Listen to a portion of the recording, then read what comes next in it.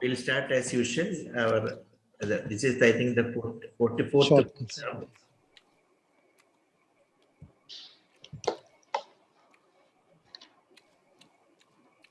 Is my screen visible? Yes, sir. Yeah, right.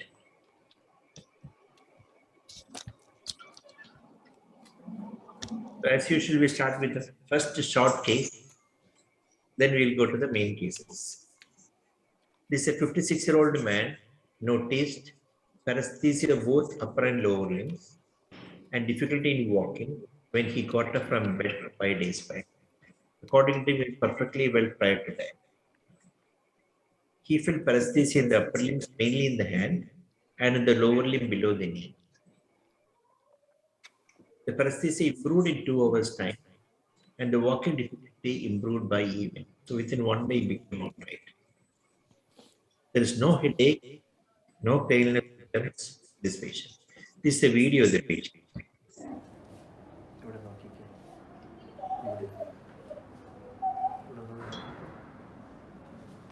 Paleness are all normal.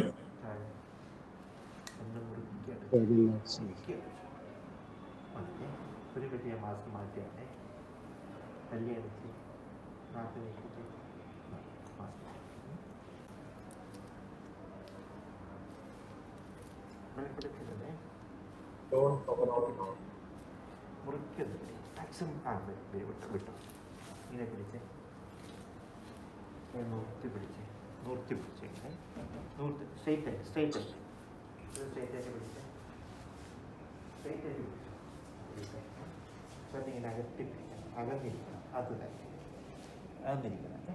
അടുപ്പിക്കാൻ സമ്മതിക്കരുത് അത് തന്നെ A normal power, it's like every muscle power, എൻ്റെ വിരലേ everything's normal. No finger nose coordination. പിടിച്ച് ഈ കൈ കട്ട speed ചെയ്യണേ ഒന്നുകൂടെ മതി ഇത് ഞാൻ കാണിക്കുന്ന പോലെ ഇങ്ങനെ കാണിച്ച് സ്പീഡ് ചെയ്ത് മറ്റേ ചെയ്ത് Fast forward, normal.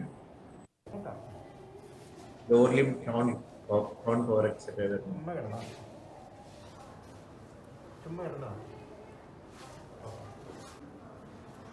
മതി വിട്ടോ ഇത് പൊക്കിക്ക് വിട്ടോ പാദം മുകളിലോട്ട് എടുത്ത് അതിനെ പിടിച്ചോ ഇത് പൊക്കി പിടിച്ച് കറുതാക്കി പൊക്കി പിടിച്ച് ഇത് പൊക്കി പിടിച്ച് കീഴോട്ട് മടക്കി പിടി Fast forward. And reflexes are all normal, no abnormality detected.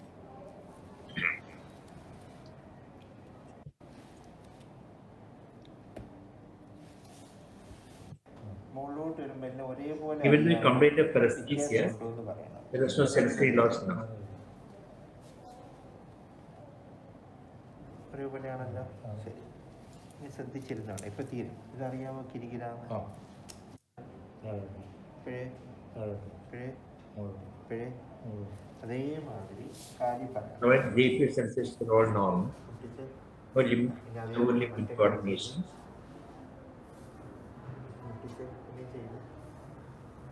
So, and gait.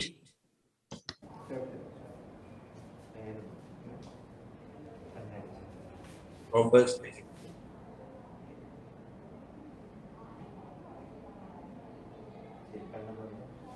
ഞാൻ നടക്കുന്നില്ലേ അതേപോലെ Mind frequency. That's all the mind. And the walk.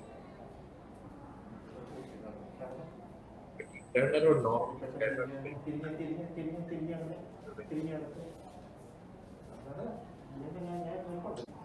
So on examination, same examination, all normal. So what do you think the diagnosis? Diagnosis on history. So what will be your thinking in this patient?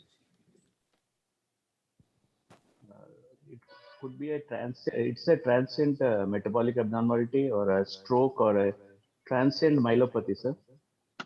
Yeah. So which would you prefer? He improved in 24 hours time. Notice on got up from bed.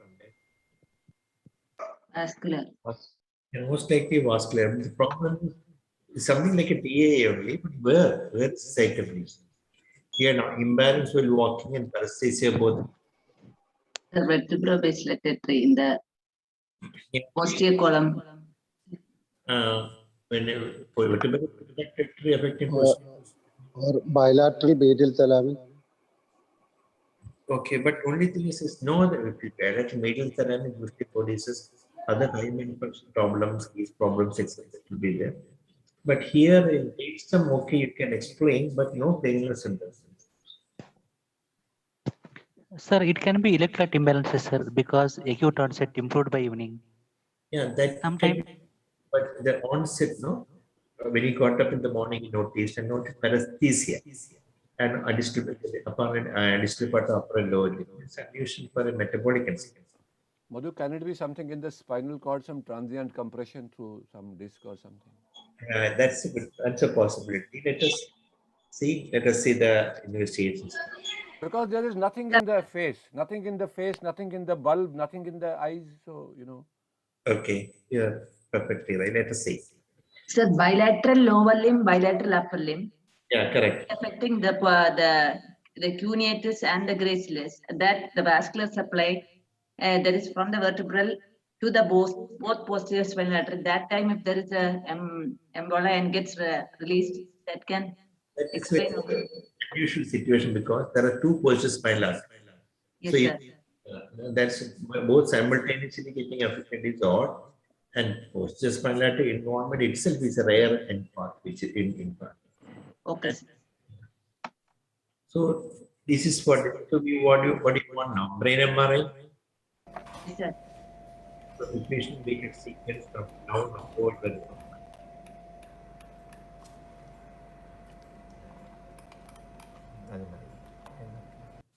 This is the ADC map also. Other again not. So what do you want now? same what you showed MRI. just now. Vasco, you are perfectly right. What you found is exactly right. He had compression of the cervical cord here with hyperdensity within the cervical cord. So the story was that he used to lie with two pillows. Okay, so when he got up in the morning, he noticed paresthesia. Then it improved. So it's a transient compression of the cervical cord. No, at this point, this is not a very interesting case, but the point is that we usually don't think that a transient neurological deficit can occur with such symptom. They can occur because of the dynamic compression of the cord. Patient may be normally walking about without any problem. When they flex the neck more, they get the symptoms. So he has been lying in the flexed position whole night, and when he got up, noticed this. Yeah. So that you have to keep in mind. It's got a discompression in the cervical cord. Sir, was there any history of Lermit sign? Nothing. That is the axial cut has got a significant compression of the cord. And you see here, the cord is atrophied, but there's not much compression. That tells you that it's a dynamic compression. The compression itself is not causing the problem. It is occurring episodically. Now, the site of compression, but the function is a little lower now. This degree of compression. And I would find it extremely unusual to have a symmetrical Exactly. bilateral hands, bilateral legs to come as a stroke. I mean, theoretically it may be possible, but practically it's very, very, very unusual. Perfectly right. What you said is exactly correct. Sir, how did you manage? No, we did not do it only because he has got no other deficit. Put him on the cervical collar, ask him to remove the pillow. Nothing is different. Conservative demanding. No surgical intervention is required. Good case, Madhu. Thank you. So, this is a 60-year-old man with his numbness of the dorsal aspect of the left thumb when he got up from bed 20 days back and remained like that. He also gives weakness of the left hand. But if you ask me any difficulty, he said I can do all activity, but I'm not, my hand is not as well as before. That's his concern. Now, just briefly. മരപ്പ് പറഞ്ഞത് മരപ്പ് എന്ന് വെച്ചാൽ പിരിവിരിപ്പാണോ ഇവിടെ എന്താ തോന്നുന്നത് ice വെച്ചതുപോലെയുള്ള മരവിപ്പ് അത് കഴിഞ്ഞിട്ട് എത്ര നാളായി ഇപ്പം 20 ദിവസമായി അനുപൊരു കുഴപ്പമില്ല. രാവിലെ എഴുന്നേറ്റപ്പോഴാണ് കാണുന്നത്. വിലക്കുറവ് അനുഭവപ്പെട്ടു. ശേഷം വെയിറ്റ് ഒക്കെ എടുക്കുമ്പോൾ അതിന് മുമ്പുള്ള അത്രയും പവർ ഈ കൈക്ക് തോന്നുന്നില്ല. തോന്നിയത് ഇപ്പോഴെങ്ങനെയാണ്? ഇപ്പം വെയിറ്റ് എടുത്തില്ല, അത് അറിയാനൊക്കെ. That's history. Then go to the examination.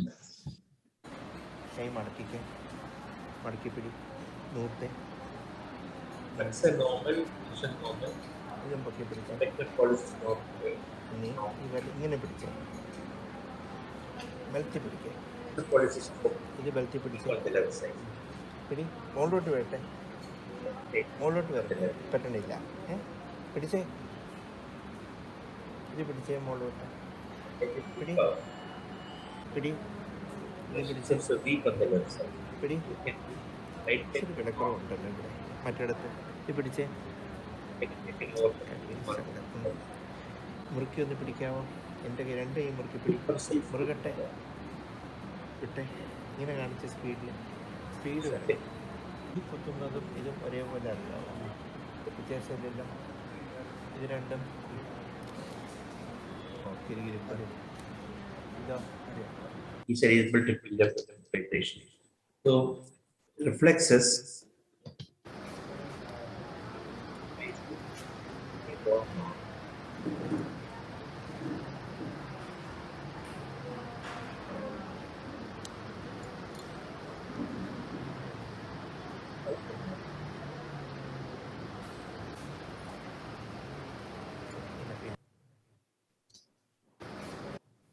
An examination, therefore, motor system, mild weakness of the finger extensors and extensor pollicis normal on the left side. First of the muscles normal, DTR normal. Sensory combines of sensory paresthesia on the dorsal aspect of the thumb and the metacarpal bone. But examination is normal. So, what do you think is the likely possibility? Radial neuropraxia. Okay, radial nerve palsy is a good possibility. We can expect the sensory as well as the weak. Partial radial nerve compression is a good possibility. Okay. Anyone else want to make it? Pardon? What about the weakness of the extensor distal minima and the extensor in the distal pelvis? Extensor distal minima I did not specifically check, but extensor fingers is weak because I didn't. Because all are supplied to the radial nervous system too. So I didn't think individually we need the extensor of the fingers. But flexus of the fingers is important. Thumb and the other fingers is important.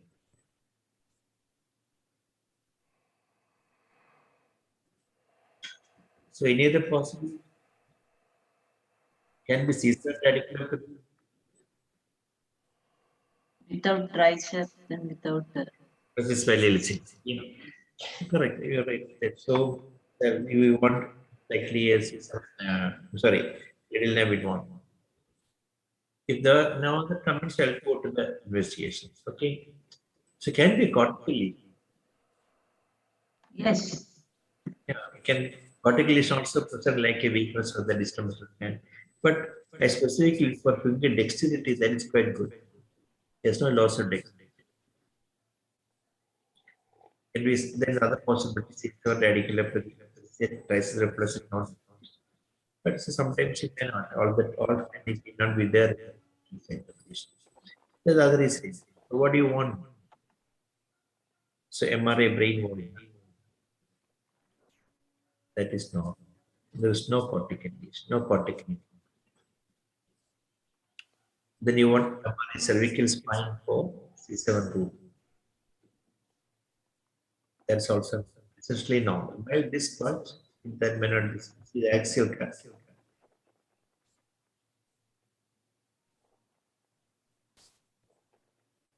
Portal 6, XCS was there. It is also normal.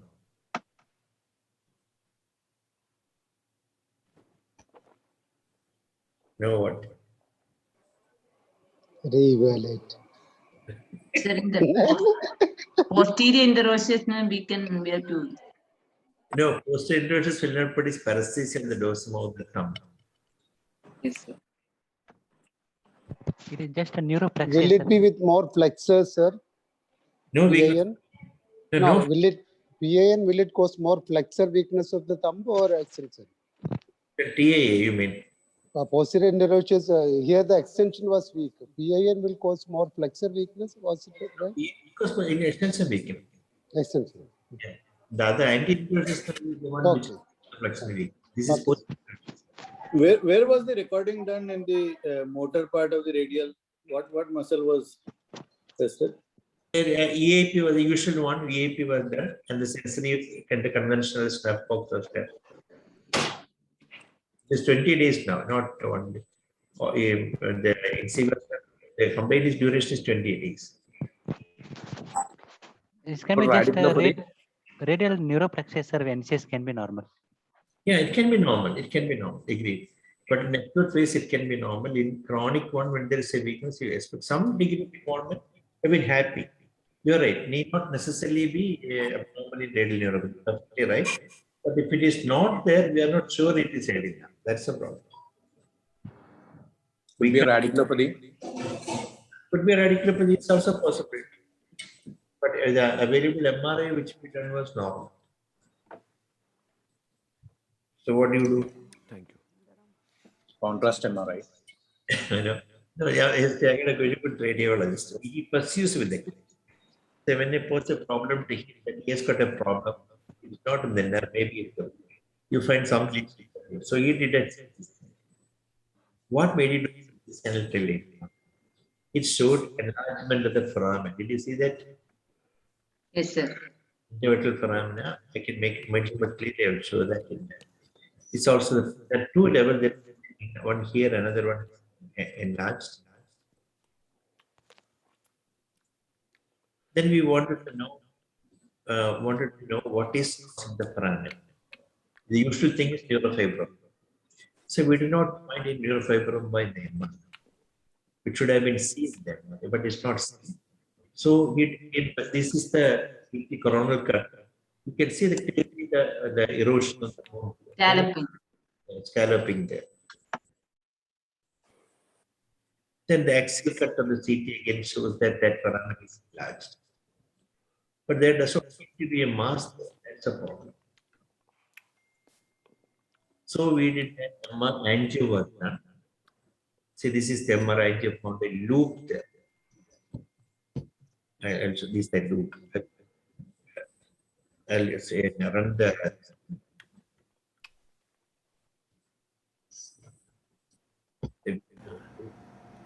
clearly at one time it forms a loop, again at another level it forms a loop.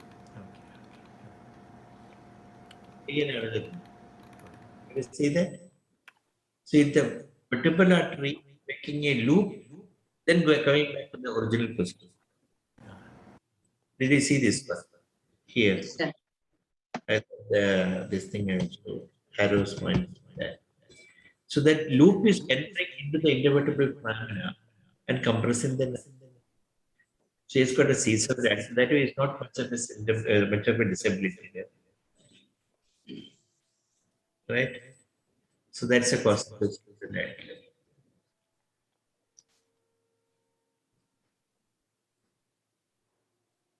But how come the triceps was spared? No, the problem in neurology, this is the thing. We all usually expect that the symptom findings should conform to that root distribution. In a partial involvement, it may not be. You got the point. And depending upon where it is. You see, normally in radiculopathy, like a compression, the sensory fibers are not affected. You get the reflex fibers are vulnerable, reflex loss.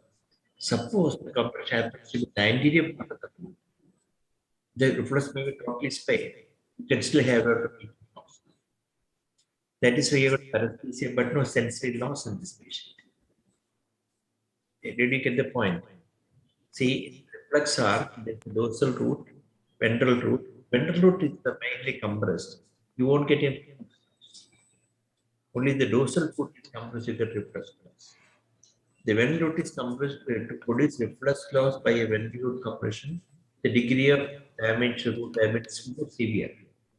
Or 80% of the fiber should be low. So that all depends upon where the compression is. Here the vessel might anteriorly compress the C7 root. So it can produce paresthesia.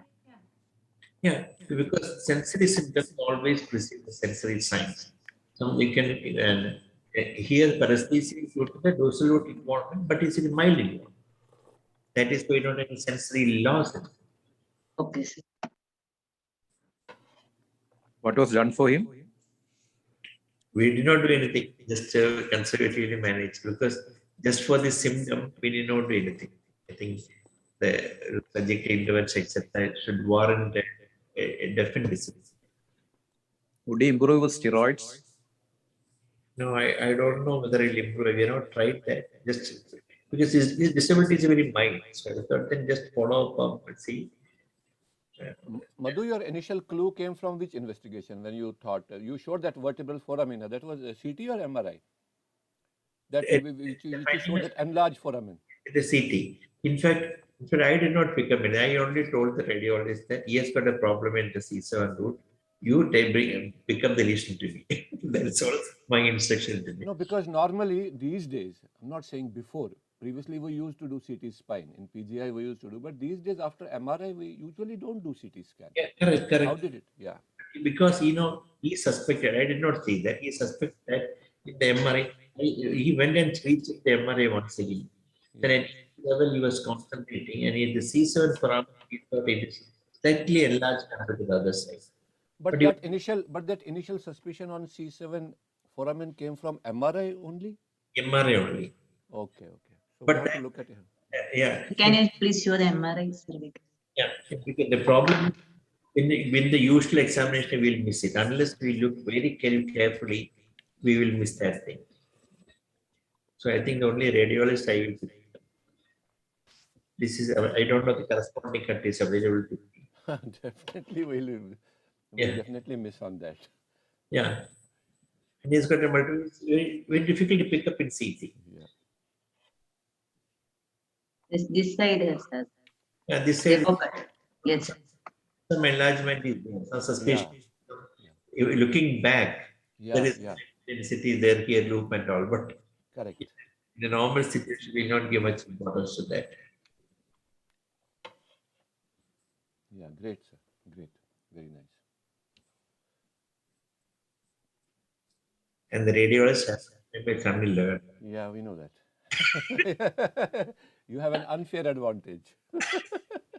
That is why I can do it anyway. The last week I showed, Subhash was not there. I showed that particular case. No, I did 5 MRI, 5 MRI in 5 sittings, all free, except for one.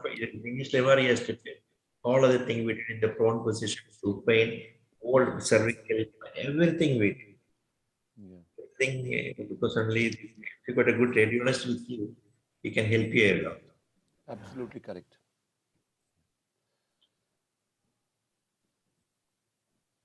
So this is etc. So it's a rare case. We are seeing commonly. Have you seen it, Subhash? No. Yeah, I'm seeing it for the first time. I might have missed. I mean, this kind of presentation I have seen many times. This isolated thumb weakness, isolated finger weakness. So we usually, if we don't get, we do just nerve conduction studies, rule out anything, and then sometimes we do MRI also. But that detail and then looking at it, I mean, that is what is the advantage of learning from you. We should probably look more carefully in future. Go to our radiologist, tell him. Okay. Sir, one doubt. Yeah. Sir, initially our diagnosis was radial neuropathy. Now, at 20 days, the NCS showing absolutely normal NCS in a radial neuropathy is something odd. That's why you banked upon C7 radiculopathy as the cause. Yeah, that's one of the reasons. Yeah. That's one of the reasons. Okay, thanks. Now, this is another interesting case. It's a long case. You have to be careful with the findings. Lot of findings.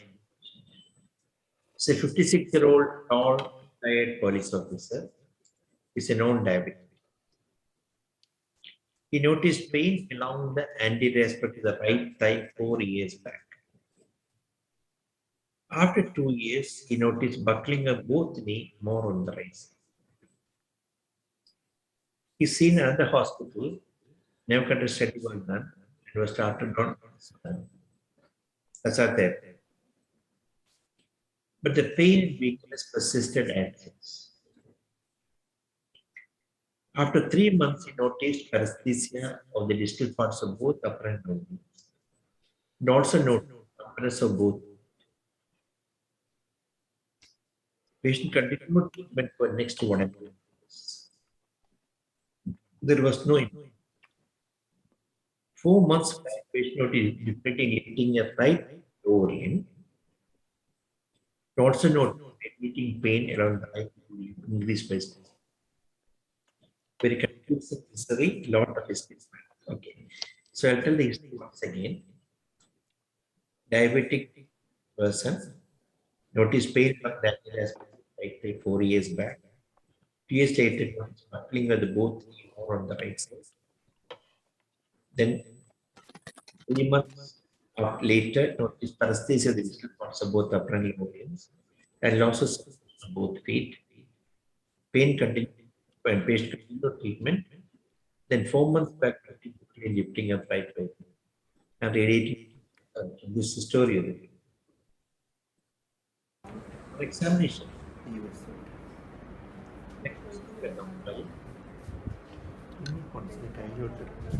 Okay.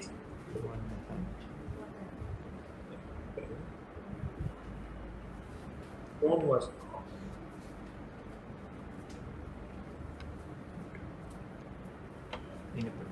deployed maximum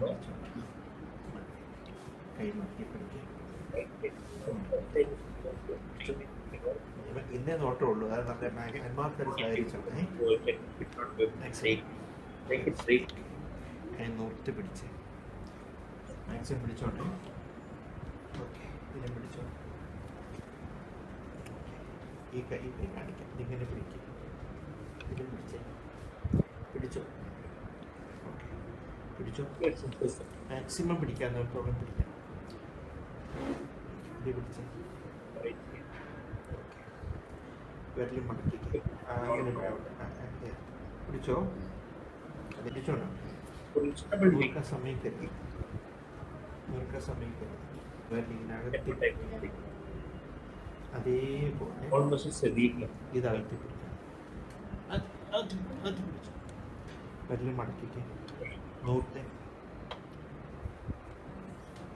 മടക്കിക്ക് നൂർത്തെ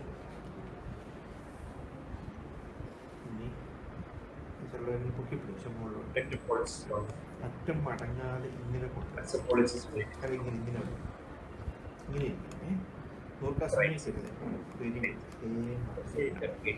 അങ്ങനെ പിടിച്ചോ പിടിച്ച് പിടിച്ച് maximum power നോക്കാൻ വേണ്ടി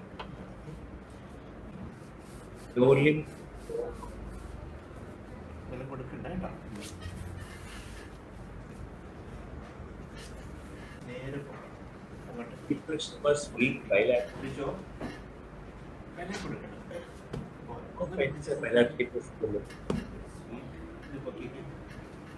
straight വിട്ട് മുട്ട് മടക്കി ചവിട്ടി നൂർത്ത എന്നെ ചവിട്ടി മാറ്റിക്കോ എന്നെ തള്ളി അങ്ങ് മാറ്റും എന്നെ തള്ളി അങ്ങ് മാറ്റിക്കോ മുന്നോട്ടാക്കിക്കോ ഇതും തള്ളി മാറ്റിക്കോ കാല് അടുപ്പിച്ച് വെക്കണേ ചേർത്ത് വെക്കണം അടുപ്പിച്ച് വെച്ചോ ഇനി കാല് അകന്നിരിക്കട്ടെ അകന്നിരിക്കട്ടെ കീപ്പോട്ട് തള്ളിക്ക് ഏത് തള്ളിക്ക് ഞാൻ പിടിച്ചോ ഇവിട്ടാക്കാൻ സമയക്കല്ലേ ഇത് പൊക്കിക്കോ ഇവിട്ടാക്കാൻ സമയക്കല്ലേ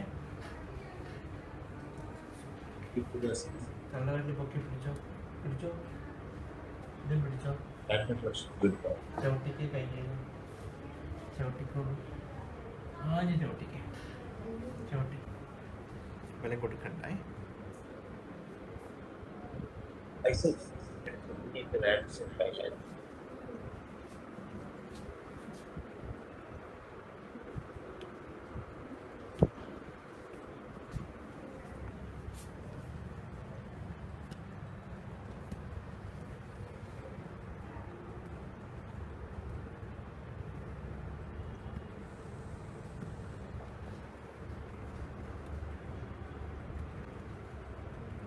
triceps. It is brisk.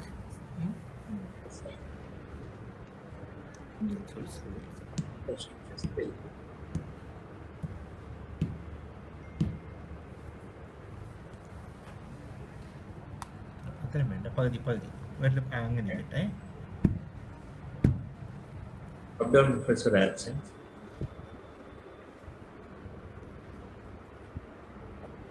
ഇനി 2 മുട്ട് മടക്കിക്കാം.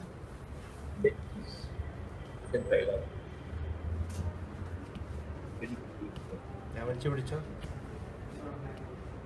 വിട്ടോ, ഇനി വലിച്ചു പിടിച്ച് മിസ്സാക്കിട്ടോ. ബലം കൊടുക്കണ്ട, ബലം കൊടുക്കണ്ട. Both knees activate.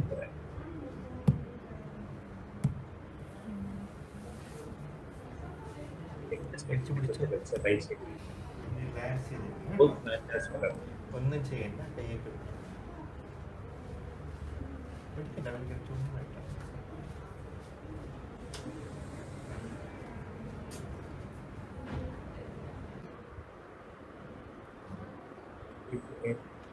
system. This was normal.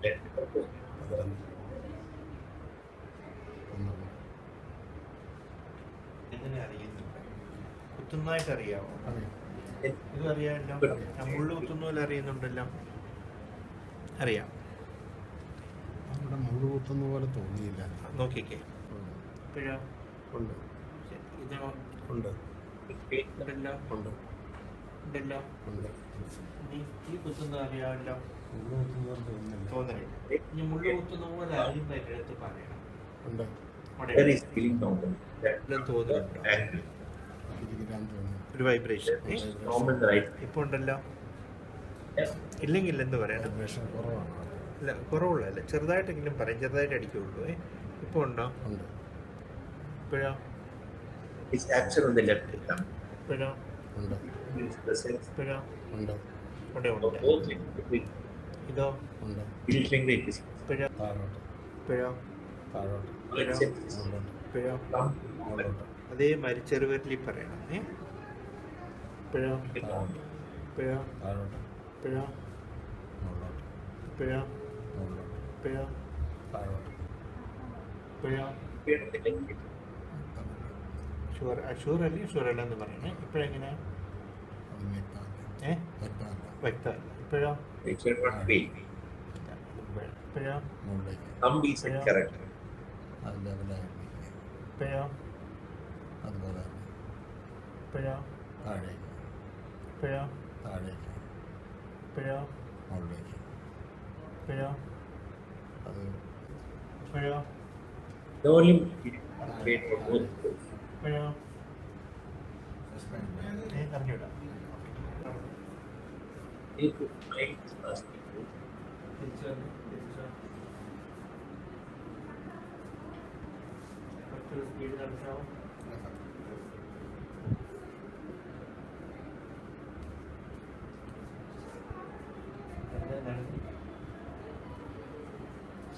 Okay, so I'll summarize the finding. Tone normal in both upper and lower limbs. Sorry, both upper limbs. Power grade 5 in the right upper limb, all muscles. Left upper limb deltoid is weak. Left biceps and triceps weak. Questionable weakness of triceps. Finger incisors, small muscles weak on the left side. Mild weakness of the finger flexors also. Power on the lower limb, both lower limb almost same, slightly more on the left side. Hip flexion is weak, extension is 5. Abduction, adduction gate 4+. Knee extension is 4+. Knee flexion 4+. Dorsiflexion 4+. Plantar flexion is 5. And weakness is almost symmetrical bilaterally, slightly more on the left side. DTR, biceps and supinator absent bilaterally. Triceps normal to brisk bilaterally. Finger flexion just elicitable bilaterally. Knee jack right is absent, left is 1+ or 2+, you can say, well elicitable knee jack on the left side. Right angle is absent, left is 1+. Abdominal is absent, pandas are doing by that.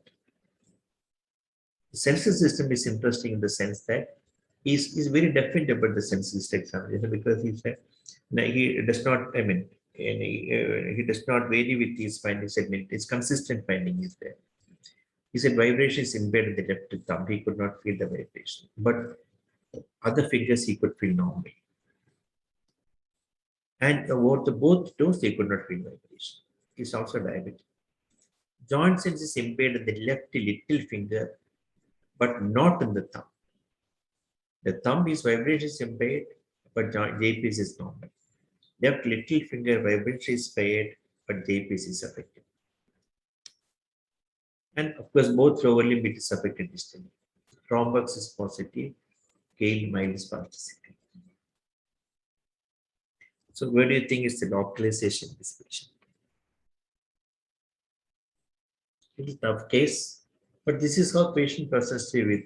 As Vash was telling, many diseases may exist in the same individual.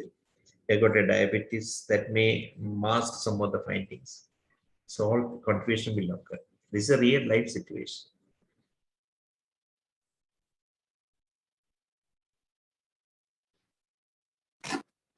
Any possible? Two localizations, sir. Could be two localization. One is the root and other is in the cervical cord. Yeah. One root, which root like you to postulate? In the lower limbs, lumbar plexus, lumbar roots, and other is the cervical cords at Okay. C5-6. Okay, perfectly right. That's correct. Good. Right. Any other possibility? The root and spinal cord, cervical spinal cord C5-C6 with the C5-C6 root involvement plus in the lower limb lumbar L3H4. Okay. But you are seen usually in a hospital, not an ordinary hospital, a big hospital, and they did a conduction study. Let us see the conduction. He came with the conduction. This is from 4 years back. He's got, say, the findings will tell you. This is upper limb motor conduction. This could be normal. Maybe he's got a carpet tunnel, untreated carpet tunnel. Ignore that. Right ulnar is normal. See, the lower limb conduction, peroneal has got only 1.7 millivolt, low amplitude. Left peroneal is low amplitude. Right tibial is not elicitable. And left tibial is 1.4 millivolt. So decreased amplitude. And see, the velocity is 28 in the left peroneal and 30 in the left tibial. Right is 31. Okay.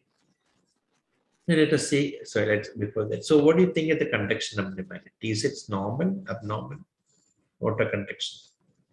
What is the difference in this conduction? So what about sensory, sir? Since I'm coming to that. What about motor conduction? I just wanted to. The common peroneal involvement is there. Axonopathy, bilateral. It is more demyelinating pathology, sir, because NCV is less than 30 in the lower limb. That's why I brought this. I asked, stop now. I asked it. Is it axonopathy or is it demyelinating pathology? Demyelinating pathology, sir. Okay. Demyelinating pathology. How can the amplitude be so low in 1.9, 1.7 in demyelination? Sir, NCV less than 30 in the lower limb. It is most probably demyelinating only. Axonopathy never causes so low NCV, sir. Yeah. And you're right. You're right. I agree with you. That particularly agree with you. The secondary axonopathy can occur. Yeah. Okay. Now the problem here is the amplitude of 1.9 millivolt. It's very unusual with the demyelination unless it's a distal conduction block. Demyelination can produce unless if it is it can occur in two situations. One is the nodopathy. Second is in a distal distal means distal to the distal point of stimulation the conduction block. Then you get low amplitude, even in demyelination. So this amplitude distal latency conduction velocity is decreased. Okay, agreed. Now, in the case of the amplitude is low, to what extent the conduction velocity can be low? You got the point. Suppose if the amplitude is normal, it is clearly abnormal. Okay. The amplitude is very low, that will going to affect the conduction velocity and distal latency as well. Yes, sir. Yes, sir. The proper 36. Yeah, this is the value. It should always rather than just going with the amplitude and the velocity. Think about this particular criteria. If the amplitude is less than 80%, obviously it's less than 50% in our patient. The distal latency should be put on by more than 150% for the upper limb of the upper limit. And if the amplitude is, I forgot about the amplitude, more than 80%. And for conduction velocity, the amplitude is less than 80% of the lower limit of normal.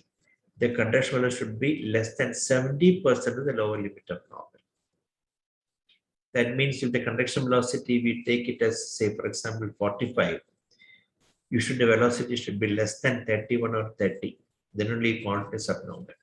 So this 28 can be taken as abnormal, but this 30, 31 can be normal. That is why I put a circle here. Okay. So only one nerve is showing a definite demyelination, because the amplitudes are all very low. This is the parameter. If it is take the 4 hour, if it's less than 30, then you take it as abnormal. More than 6.8 only if it is abnormal, if the amplitude is low. Now let us see the sensory conduction. This is latency is prolonged in both. Maybe untreated carpal tunnel syndrome. The lower limb sensory, all are inelicited. Okay. And look at the F wave. So remember this patient, left ulnar motor conduction. Go back to motor conduction. Left ulnar motor conduction is normal, distal latency is normal, amplitude is normal. Okay. In both. Now go to the F wave latency. See, all are prolonged. In the upper limb, we can take it as 31 in the upper limb, 61 in the lower limb. But here is 35, 34, 35, 35. So who can explain that? That shows it will be demyelination, the proximal nerves, correct? Am I right? Yes, sir. Yes, sir. Yeah, if it is a normal distal latency in the upper ulnar nerve and the normal conduction velocity in the ulnar nerve with a normal amplitude, you get such a prolonged F wave latency. Correct? So, no, the doctor started on the patient on Asoran initially, as a immunosuppressant, thinking that stem typhoid is AADP. Now, we have some justification why he has started. He has got some justification. This is the FA latency prolonged. And the other one now showing demyelination, the lower part, as is already conduction velocity. Now let us see the other nerve. This is the upper limb. Now come to the lower limb. Lower limb is also prolonged. In left, you will not. You'll see the other nerves are also prolonged. 67, 68, 78, and 20. So, what do you think now? Do you want to consider CADP in this patient? Yes, sir. CAD. Yeah. So could be the myelopathy, the upgoing bladder may be an unrelated one. There may be unrelated cervical spondylotic myelopathy causing this upgoing bladder.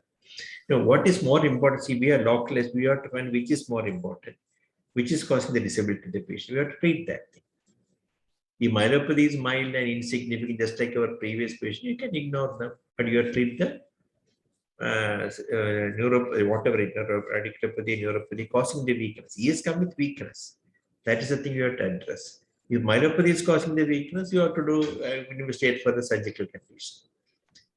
So here for these two findings. So what will be your approach now? CS15. Pardon? CSF study, because our diagnosis most likely to be CIDP, because the proximal muscles, his disability is basically because of the proximal muscle weakness of the lower limb. Ajax were absent. Ajax were, but left in Ajax was little well elicitable. Triceps also well brisk, little brisk. That buckling was occurred 2 years back, sir. So he had improved. Perfectly, you are right. Right buckling was on the right side. My weakness was also more on the right side. Buckling occurred first on the right. And subsequently also the weakness worsening was more on the right. Okay, this is right. Let us see. My question is, So one doubt, sir. Yeah, please. So the absent left tibial, could it be due to secondary axonopathy, or how to No. explain absent tibial? The absent tibial can be due to the severe axonopathy or even a severe demyelination. So anything can cause, and if the nerve is affected by the demyelination or axonopathy, both can produce, depending upon the degree of affection. Here it's made most likely due to the axonopathy itself.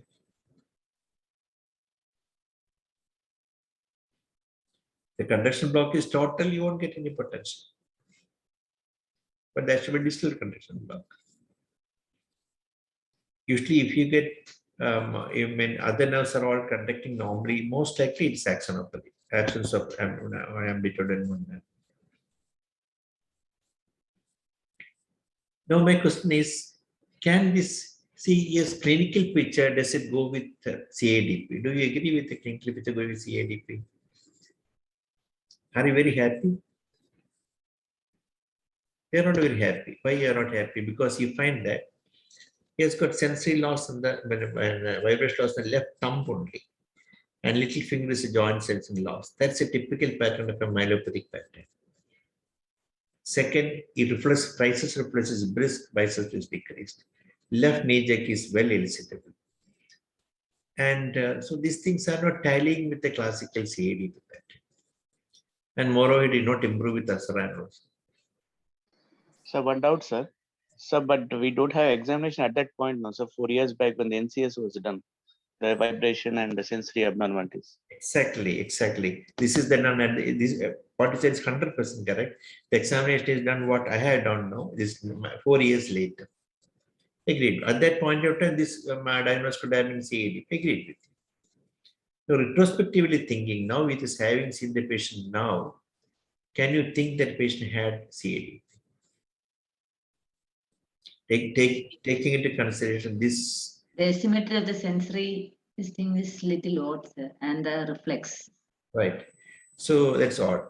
So you have to think, then you have to think back, can the FA be normal in this patient? Such a prolonged. Because of the height, we can't say. Exactly, correct. So the FA latency is prolonged despite minimal prolongation latency in this patient. So what in this patient? So the usual pattern I'm telling you, the maximum limit of FA latency in hands is 31, is FA latency 61, the normal individual. Okay. Now, this is my question. You have to calculate what is called F estimate, which we don't do. This that's when he told is a tall, well-built police officer. He's very tall. Now, this is how we calculate FA estimate.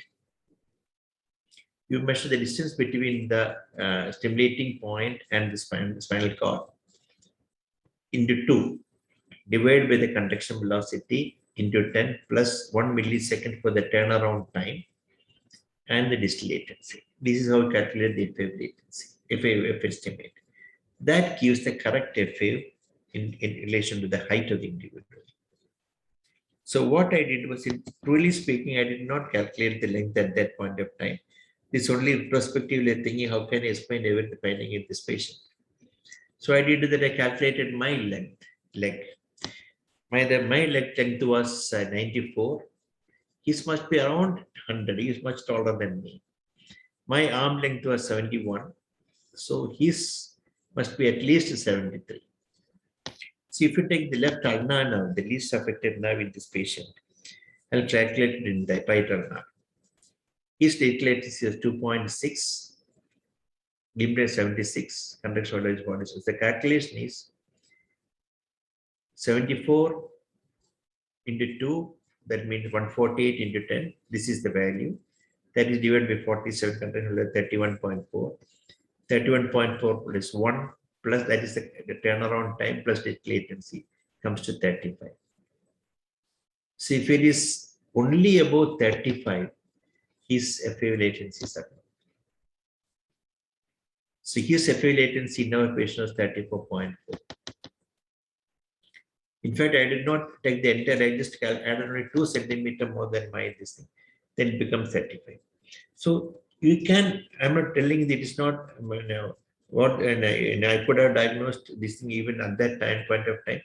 Only retrospectively thinking that since a clinical feature does not fit in with SEADP, I was trying to find explanation how FA latency can be prolonged and explained in this patient.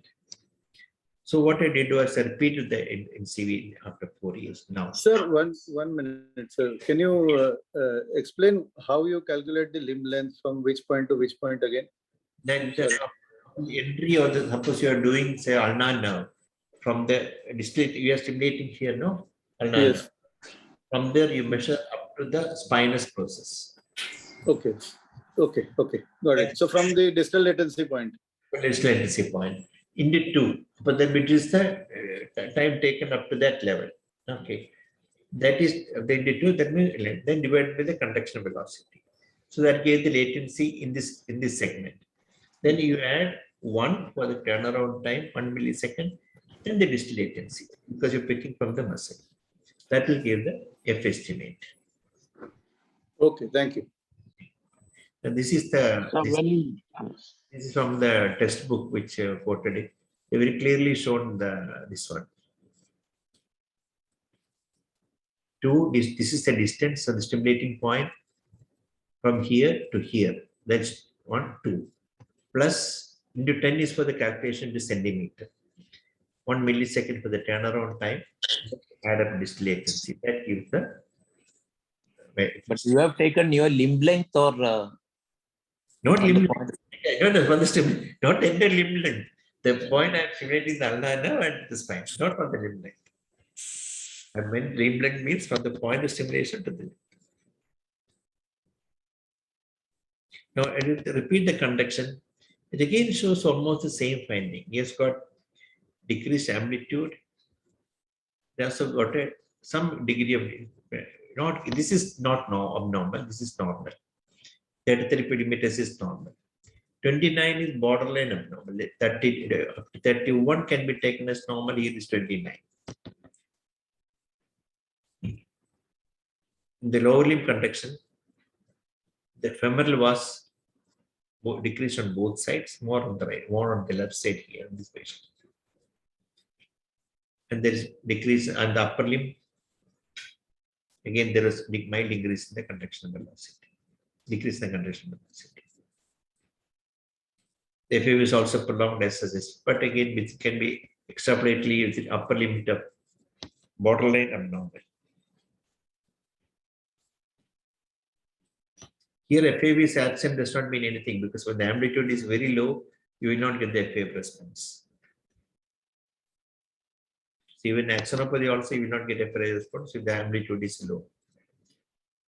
The sensory, this is the distal sensory, it's inelicible. And you did EMG from the tibialis anterior, which showed evidence of denervation.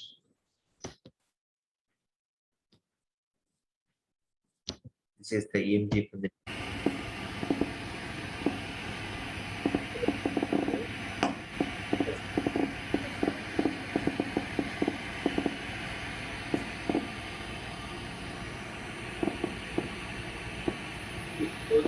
the problem is not only not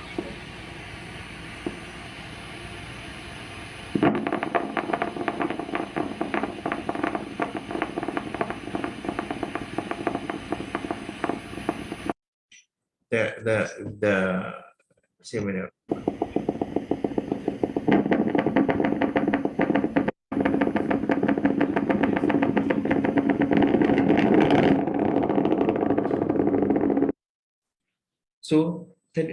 So the picture is not a simple demyelination. He has got to see demyelinating features but main thing is axonopathy, causing the decreased amplitude. So in diabetes mellitus, you can have axonopathy with secondary demyelination. Then both electrophysical findings are described in diabetes, both axonopathy and demyelination. So you have to keep the back of the mind whether the entire this element finding should do a diabetic process itself. So what other investigations you want to do? Amazing. Imaging. See the imaging, what did you see? You got a significant compression between C4, C5, producing hyperintensity in the cord with cord narrowing. See the degree of compression on the cord.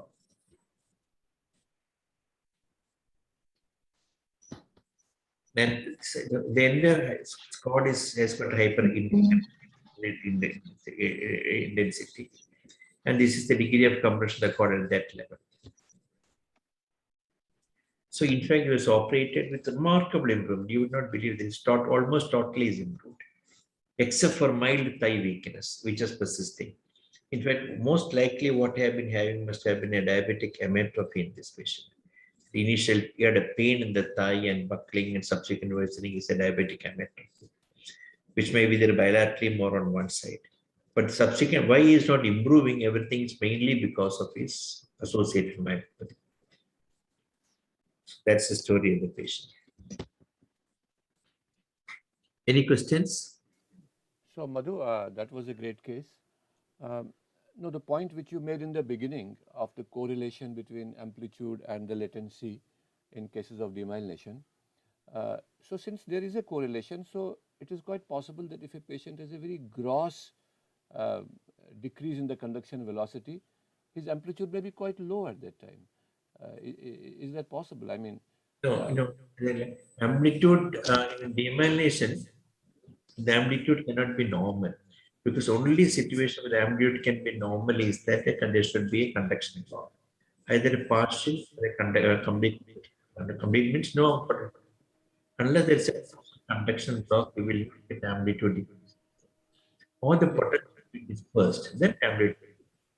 but is it possible in any situation to have, if there is a severe demyelination, is it possible to have totally absent potentials at all, CMAP and? Yeah, it all depends upon to what degree is the demyelinating lesion. Yeah. It's a 100%. Suppose the nerve is got a 100% demyelination, you won't get any potential. You get absent CMAP. There is a partial conduction block proportionately decrease in the amplitude. Even if without a total demyelination, if the demyelination is patchy, you can have a dispersed potential which may appear like a low amplitude. Okay. Okay. There again, that is why you should ideally measure the area and not the amplitude. In the usual pattern, what we do is just measure the amplitude. So as you said correctly, in demyelination, we look at the amplitude alone, the amplitude is low because of the dispersed potential. So what we do in the situation is that go and check for the waveform. The waveform is and then separated and down. Then you can know that the amplitude is not a real amplitude due to access to the DMI. Area is normal in that situation. Some of the lab, the AMG machine here the area also. And how sometimes in our clinical practice when we get these patients of quadriparesis, borderline, we sometimes depend on F waves alone. So we say, oh, his F wave is 40, even though his other parameters are normal, but we catch F wave even in one nerve. If one or two nerves show that this is demyelination, is that correct thing to do? Depend only on F wave, that also in one or two nerves? No, it is not correct. Actually, it's not correct. Okay. You have to take other parameters like the limb length, everything should be taken. Personally, but I give more weightage for my clinical findings, clinical examination findings. Only the investigation come in second hand for me. I go that way. I find it more fruitful for me. Because usually I'm talking particularly of the acute GB situation, when the patient comes with 1 day weakness and you are not sure, and then you find one F wave somewhere and you catch hold of that. So is that the right thing to do, or that is not correct, I think? But we are catching hold of some justification for the treatment. Yeah. Right. Thank you, sir. Thank you so much. Then I got this case to find out that if electrophysiology always should be correlated with your clinical findings, then only go for the treatment. And I wanted to say I learned from this case. So I think I got time for one more case. Sir, one down, sir. Yeah, please. Yeah, come on. If you ask questions. Sir, in the discussion, you told that the joint position since absent in the little finger and vibration since absent in the thumb is more suggestive of myelopathy. Yeah. How can it be, sir? Yeah, perfectly. But I wanted to tell that point. I forgot about it. See, the earliest evidence inside that and previous also I told of a high cerebral compression sensory finding with the loss of joint position in the little finger. Okay, that's the first thing. Ideally, that's not the first thing. The first thing is 2-point distance, which we don't do at the first initially. But the first look for carefully the GPS loss as the first cervical myopathy. Last week we got a case only of only of impaired GPS left finger with high cervical. Remember that last case? Yes, sir. That's only evidence. Here, what happens is, yes, vibration stops the thumb. Here, there's a peripheral lesion affecting the large fiber. This vibration comes first. If it is a joint, posterior it is joints and first. Because vibration depends upon the fastness of the contraction. So, in a regular the sensory law, the sensation which is lost early will be the vibration, as well as in peripheral. Whereas in joint, posterior it is a GPS lost first. It's a small subtle point. That's why he is very clear about it. He did not feel the vibration. That shows the radical. Yes, but a C5, well, C6, not C5. Okay, sir. Whereas the point sense of the little finger is due to the posterior column. Okay, sir. It can be especially diabetic and all that we can use. So this upper lip is very crucial. That kind of environment will not occur. So, Doctor, which H reflex will make any difference? Doing H reflex. Yeah, H reflex we can do it only in the lower limb, only in the tibial limb is.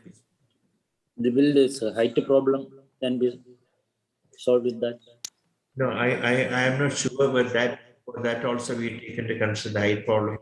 But there we don't usually look for the H reflex latency, but usually look for the if it is present or not. That's what we usually look for. No, I'm not very certain about that. I'm not sure about that. But we don't take the limb length for the situation.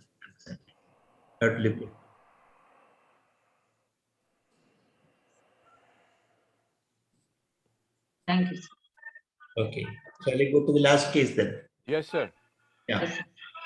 This 73-year-old man, not a diabetic or hypertensive, was presented with history of paresthesia of both lower limbs and difficulty in walking in the form of involuntary lifting of both legs while walking the last 2 weeks. The disability is more on the left leg. I'll tell you what demonstrated. He get episodic paresthesia as a lower limb. Then when he walks, feels as if his legs are lifted up from himself. That's exactly the word he's using. And is more on the left side. So he can't walk because of the lift. It's a funny history, but repeatedly, and the history is there in my. But in Malayalam, you understand that it's converted. Exactly the same. Okay, what's he saying? Madhu, say it again. What's he saying? He get paresthesia of both lower limb, more on the left side. Yeah. With the feeling that his left lower limb just lifted up. He said, "You have lifted up." Lifted up, and you have to stop walking." That's a complaint you said. He said it's more on both sides, but mainly on the left side. Very funny complaint. No, he gets a feeling it's lifted up while it is not lifted up. It is just a feeling that he's lifting up. He said he feels as if lifted up and he can't walk. But actually, it is not lifted up. He feels it's lifted up, right? He feels. Okay. He Okay, sir. feels it's lifted up. That's the thing he said. Okay, sir. In the past, he has been having difficulty in climbing stairs for the last 2 years. He may be due to pain, we don't know. But this present problem is only for last 2 weeks. No upper lip symptoms. See, many times, patient will tell many things in history, but examination will not corroborate that problem.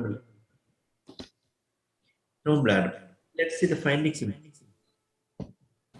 ഈ കാല് പൊക്കി കഴിച്ചാ ഇത് പൊക്കി പിടി ഇനി പിടിച്ചോ പൊക്ക് മതി വിട്ടോ വിട്ടോ വിട്ടോ ഇത് പൊങ്ങട്ടെ പൊങ്ങട്ടെ മതി വിട്ടെ പാദം മുകളിലോട്ടെടുത്ത്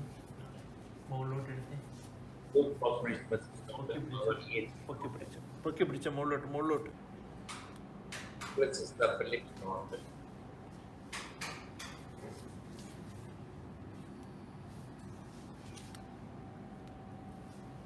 ഏതാ തിരിച്ചു വെച്ച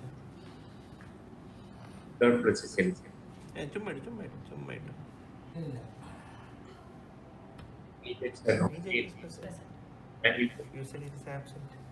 മുട്ട് മടക്കിക്കേ ഇത് മടക്കിക്കേ ലൂസാക്കി ഇട്ടാൽ മതി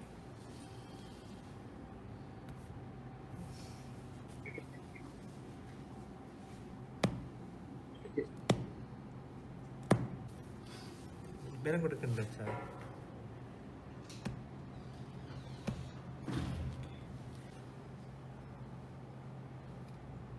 Fantastic.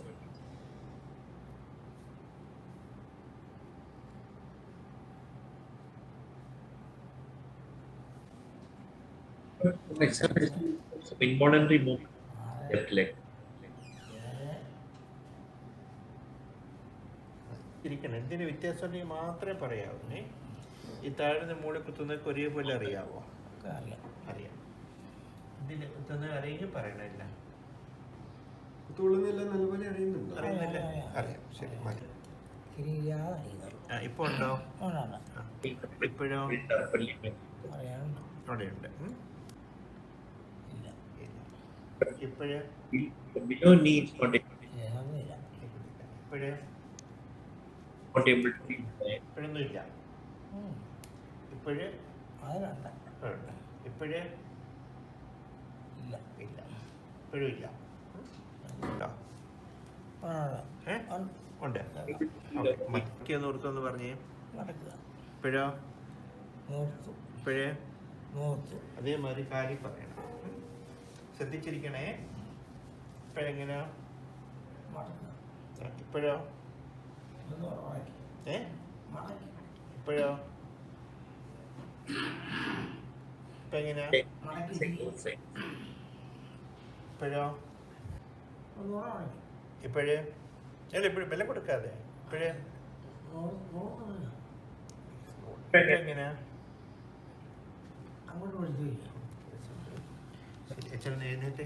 So I'll bring the finding.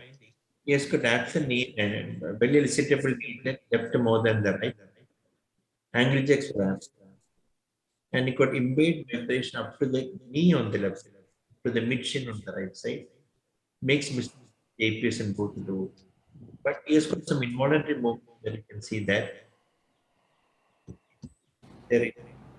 ഈ താഴ്ന്ന മൂളി കുത്തുന്നതൊക്കെ ഒരേപോലെ അറിയാവോ അറിയാം ഇപ്പോഴേ ഇപ്പോഴും ഇല്ല ഉണ്ട് ഓക്കെ മറ്റൊന്ന് ഓർത്തൊന്ന് പറഞ്ഞേ എങ്ങനെയാ ഇപ്പോഴോ So cranial axis is normal, motor upper limbs normal, lower limb involuntary tonic movements the left,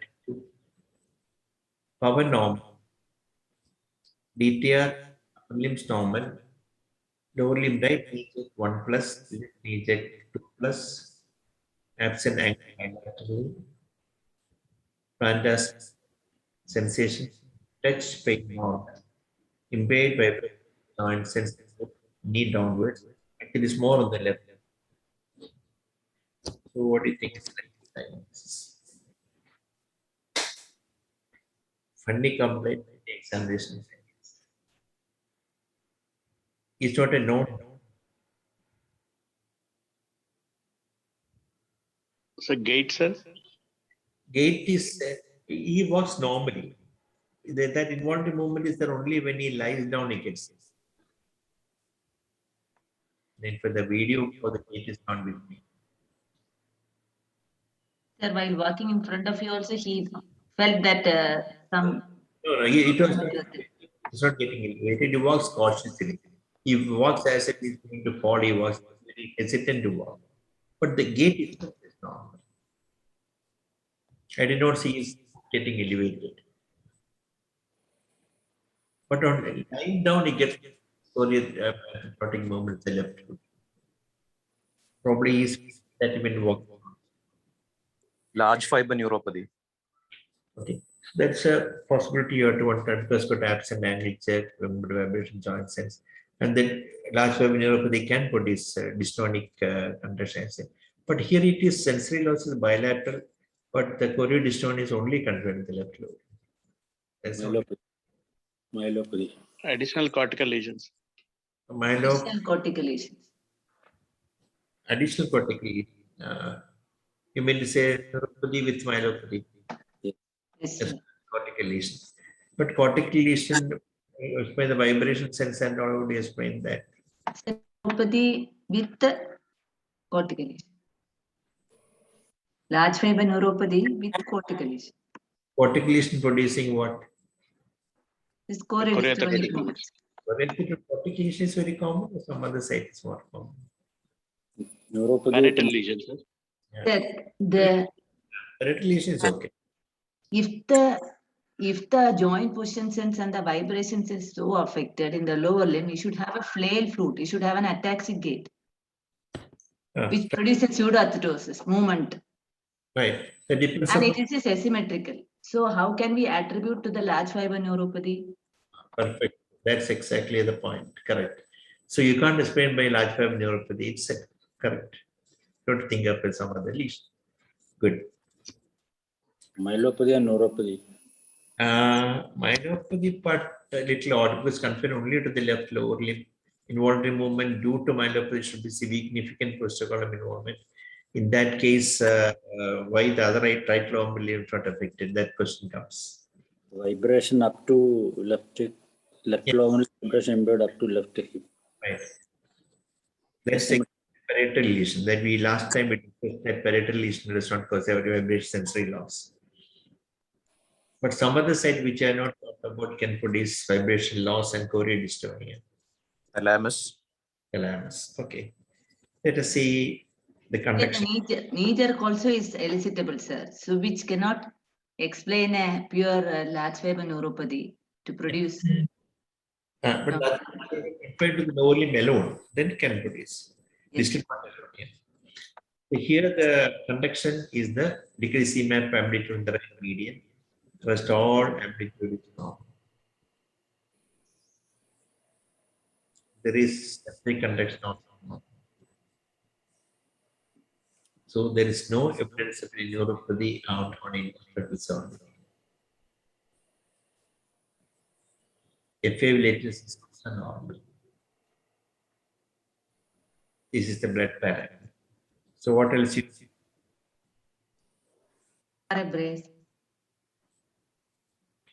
Spinal cord. One spinal cord. So spinal cord was done. Cord icon and this the cord icon cervical cord. This is the MRI infarct of the. Just got to this is the infarct causing his choreodystonia and the feeling that the limb is getting elevated. Actually, spinal are only on the left lower limb.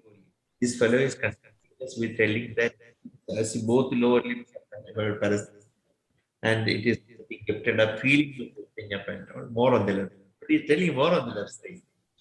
But the clue was that examination is finding the confined left. Initially, also from the thought we got the large and not. But the odd point was always in the mind compared to the left. The moment the conduction is normal, the virtually is the hemisphere. That's why it is in the thalamic. And remember the thalamic and brain stimulations and the inframeter quite old can present non-movement later. So he may not be able to actually tell the duration. He will tell you only actually what must have happened here. Why are the both lower limbs involved? It's actually he had involvement only confined in the lower limb. Not involuntary movement. The position sense and vibration bad in both lower limbs. No? We have to investigate for his diabetes status and because maybe he was not previously investigated for a diabetes. No, this conduction is perfectly normal, you said, no? Yeah, conduction is normal. So how do we get the position sense and vibration sense impairment in lower limbs? Left lower limb we can explain, but right lower limb difficult to explain. Very difficult to explain. That's sometimes the patient will tell many things which we believe them, but may not be actually there. I can't explain that thing unless by a diagnosis. You are completely correct, Madhu. You know, patients are not trained in giving history.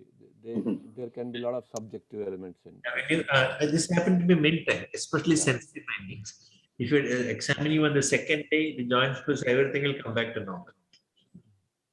So the people will confuse you like this. So here, that's what is apart from what the patient is little sensitive, what they say, we have to use our own common sense and judgment to relate with the findings. Then only the sensitive finding.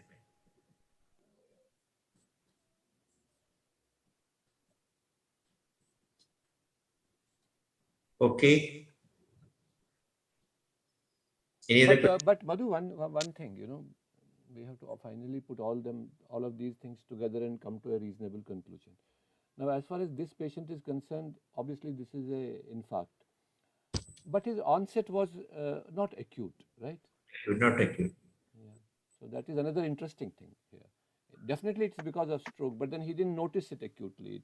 Exactly, because his disability was the choreodystonic movement causing his limb elevated.